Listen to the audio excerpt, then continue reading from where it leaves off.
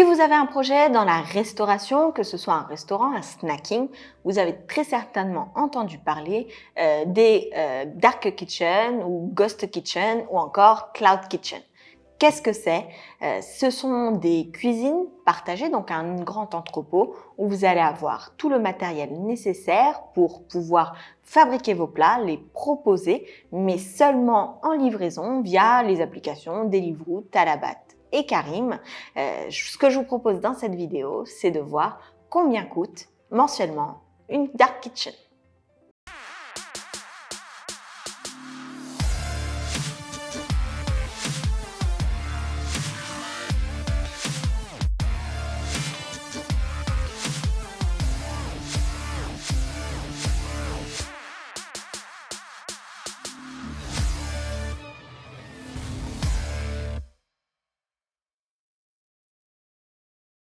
Pour rappel, les dark kitchen sont des entrepôts où vous pouvez cuisiner, où il y a différents restaurants qui vont faire leurs plats dans cet entrepôt, mais il n'y a aucun service de restauration sur place. L'avantage de ces dark kitchen, c'est que vous n'avez pas besoin de beaucoup d'argent de départ pour pouvoir commencer, tout simplement parce que l'entrepôt et les moyens, que ce soit l'eau, l'électricité, le nettoyage, que ce soit le matériel, tout ça est collectif. Et donc, le prix de départ va être partagé entre les différents restaurants qui ont souhaité s'installer dans ce dark kitchen.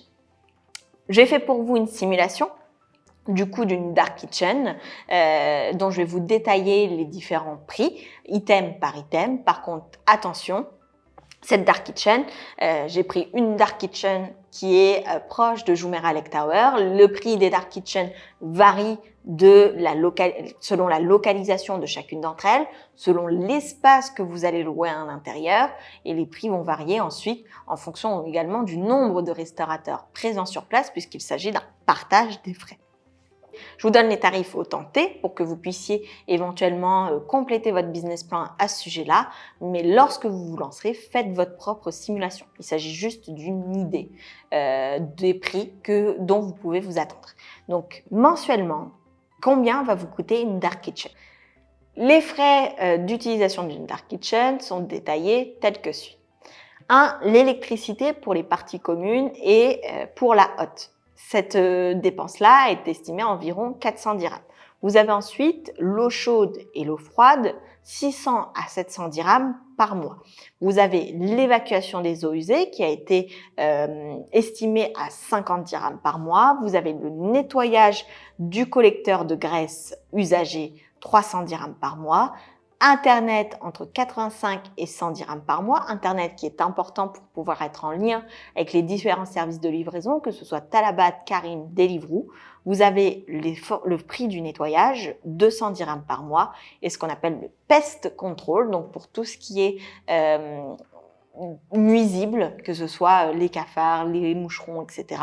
Donc des frais pour pouvoir éradiquer, on va dire, ces nuisibles dans la cuisine partagée, entre 60 et 80 dirhams par mois. Donc c'est ce montant-là qui a été évalué pour pouvoir utiliser la dark kitchen. Donc ça fait un total de 1600 à 2500 dirhams par mois.